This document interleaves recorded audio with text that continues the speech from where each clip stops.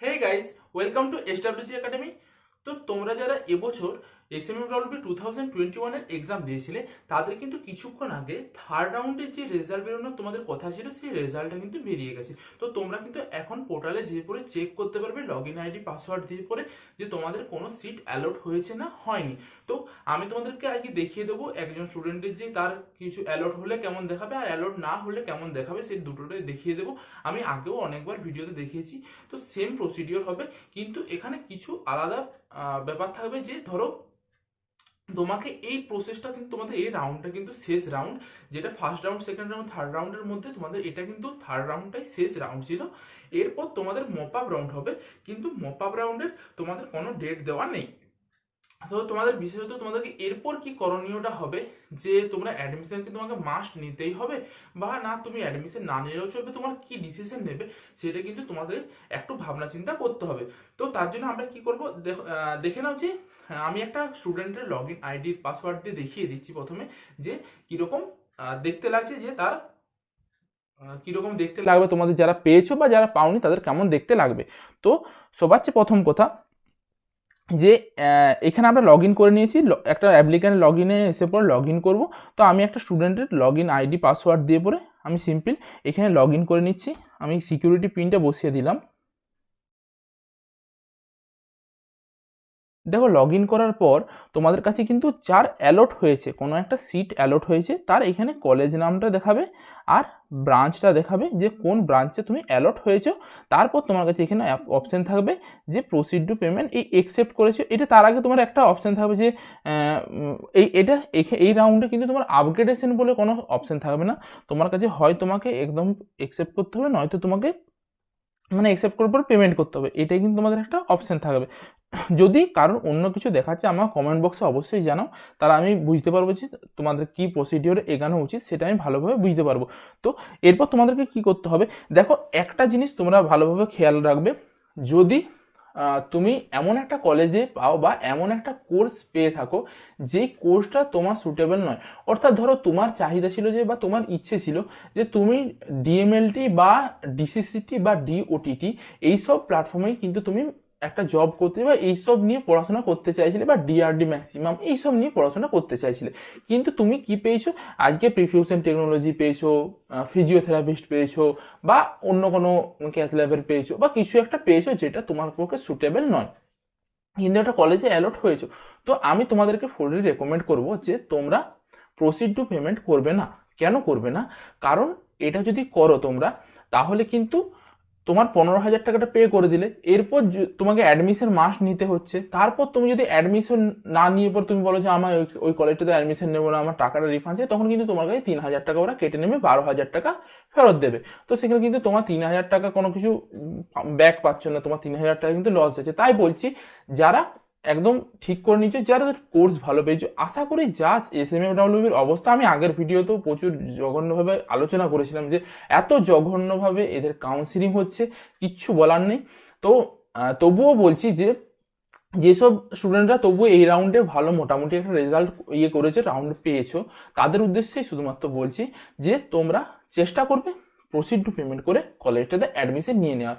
এরপর আসি কথাটা যে ভেরিফিকেশনের।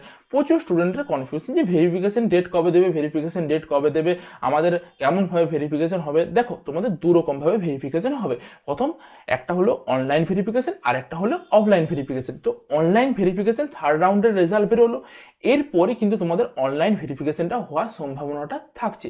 তো এর জন্য তোমাদেরকে কি করতে হবে, প্রথমত তোমরা চেষ্টা করবে যে কন্টিনিউয়াসলি দিনে একবার করে অন্তত রেগুলারলি লগ ইন করে পরে দেখার চেষ্টা করবে যে তোমাদের কোনোভাবে কোনো ওই যে স্ক্রিনটা আছে সেই স্ক্রিনে কোনো এরকম অপশন এসছে যে তোমাকে এই ডেটের মধ্যে তোমাকে ভেরিফিকেশন করতে হবে বা কিছু এরকম কোনো অপশন এসছে কিনা। আর যদি না এসে থাকে তখন তুমি আবার পরের দিন দেখবে। তো আশা করা যাচ্ছে যে থার্ড রাউন্ডের পরে কিন্তু তোমাদের চলে আসবে। এই রাউন্ডটা শেষ হয়ে গেল, তো এরপর কিন্তু ভেরিফিকেশনের একটা বিশাল বড় সম্ভাবনা আছে। আর একটা কি বক্তব্য যে অফলাইন ভেরিফিকেশনটা কিন্তু তোমাদের আরো পরে হবে। মানে তোমার ধরে নাও যে ডিসেম্বর মাসে থেকে তোমাদের ক্লাস শুরু হচ্ছে, তো সেই ক্লাস শুরুর আগের মুহূর্তেই কিন্তু তোমাদের অনলাইন ভেরিফিকেশনটা হবে। তো তার মতন কিন্তু যতগুলো ডকুমেন্টস আছে আমি আগের ভিডিওতেও বলেছিলাম, তোমরা এই ওয়েবসাইটের পোর্টালে এসে পর দেখতে পেয়ে যাবে যে কোন কোন ডকুমেন্টসগুলো তোমাদের লাগবে। সেই সব ডকুমেন্টসগুলো তোমরা একটু ঠিক মতন বাগিয়ে নেবে, তোমাদের এইচএসএর marksheet, character certificate, medical certificate, এগুলো সব বার করে রাখবে, সব কিছু ঠিকঠাক সাজিয়ে পরে রেখে পরে ডকুমেন্টস ভেরিফাই করতে হবে। অনলাইন ভেরিফিকেশনেও কিন্তু এগুলো লাগবে, তো তার জন্যই বলছি যে এগুলো সব রেডি করে রাখো।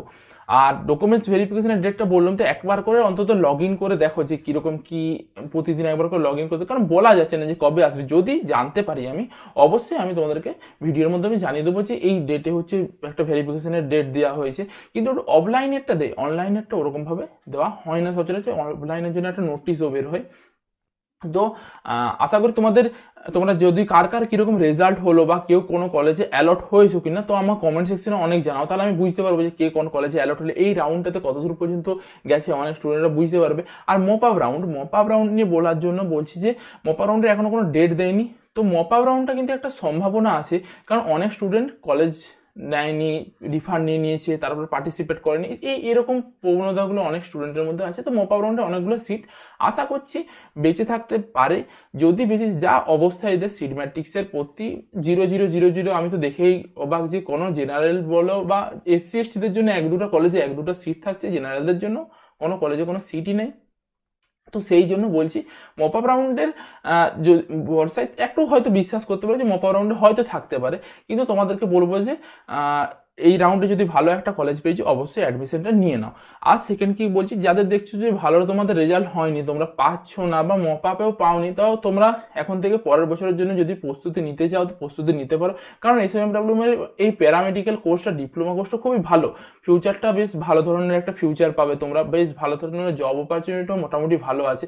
আর তোমরা ANM GNM এর জন্য প্রিপারেশনটা নাও, কারণ ওটার জন্য সবাই এলিজিবল হয় আছো, তোমরা আর্টস বলো সায়েন্স বলো সকলেই এলিজিবল।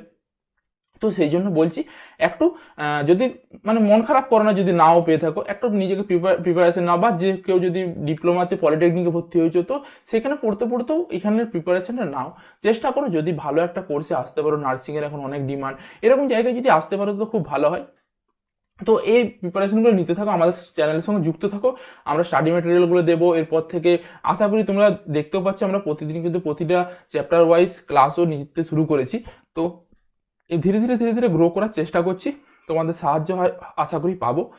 তো আজকের ভিডিওটা তাহলে এই পর্যন্ত, ভিডিওটা তোমাদের বন্ধুদের মধ্যেও শেয়ার করে দাও, আর যদি ভিডিওটা ভালো লেগে থাকে ভিডিওটা অবশ্যই একটা লাইক করে দেবে, আর যদি চ্যানেলে নতুন হয়ে থাকো চ্যানেলটাকে অবশ্যই সাবস্ক্রাইব করবে, আর যদি অলরেডি সাবস্ক্রাইব করে নিয়েছো তো অসংখ্য ধন্যবাদ।